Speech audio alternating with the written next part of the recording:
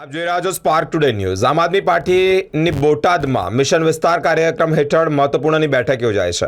ઈસુદાન ગઢવી, ગોપાલ ઇટાલિયા અને મનોજ સોરઠિયાએ મિશન વિસ્તાર કાર્યક્રમ અંતર્ગત બોટાદની બેઠકમાં હાજરી આપી છે। ગુજરાતના તમામ 55,000 બૂથો પર આવનાર એક વર્ષમાં દરેક બૂથ પર 5 લોકોની નિયુક્તિ કરવામાં આવશે તેવી ઈસુદાન ગઢવી તરફથી માહિતી સામે આવી છે। 2026 પછી અરવિંદ કેજરીવાલજીના હસ્તે જ પેજ પરિવાર પ્રમુખની પણ નિયુક્તિ કરવામાં આવશે। આગામી સમયમાં ભાજપ ગુજરાતમાં રાજ નહીં કરે અને ઇન્ડિયા ગઠબંધન જ સત્તા પર આવશે તેવી ઈસુદાન ગઢવીએ માહિતી આપી છે। આજે સંગઠનની મિશન વિસ્તાર કાર્યક્રમ અંતર્ગત આખા 33 જિલ્લામાં અને 8 મહાનગરપાલિકાઓમાં અમે ફરી રહ્યા છીએ।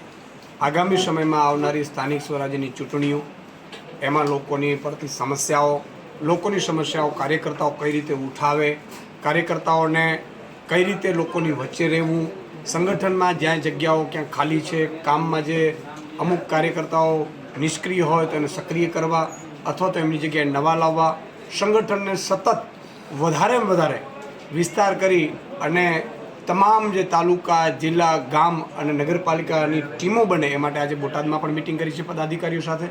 પદાધિકારીઓને આગામી આવનારી ચૂંટણીમાં બોટાદ નગરપાલિકા હોય કે ગઢડા નગરપાલિકા હોય એમના માટે ઉમેદવારોની પસંદગી, ઉમેદવાર લડવા માંગે છે એ અંગેની ચર્ચા સહિતના મુદ્દે પણ આજે મિટિંગ કરી છે। આ સાથે આ સતત ચાલનારી સંગઠનની પ્રક્રિયા છે। આગામી સમયમાં 55,000 બૂથ ઉપર પણ આ એક વર્ષ દરમિયાન અમારા 1 થી 5 નિયુક્તિઓ થાય અને 2026 પછી માનનીય અરવિંદ કેજરીવાલજીના હસ્તે અમે પેજ પરિવાર પ્રમુખની પણ નિયુક્તિઓ શરૂ કરવાના હોઈએ, જેના અનુસંધાને આજે બોટાદમાં પણ સંગઠન વિસ્તરણ માટે મિટિંગ કરવામાં આવી છે, જેમાં અમારા સંગઠન મહામંત્રી પ્રદેશના મનોજભાઈ સોરઠિયાએ તમામ સંગઠનને લઈને માર્ગદર્શન આપ્યું છે।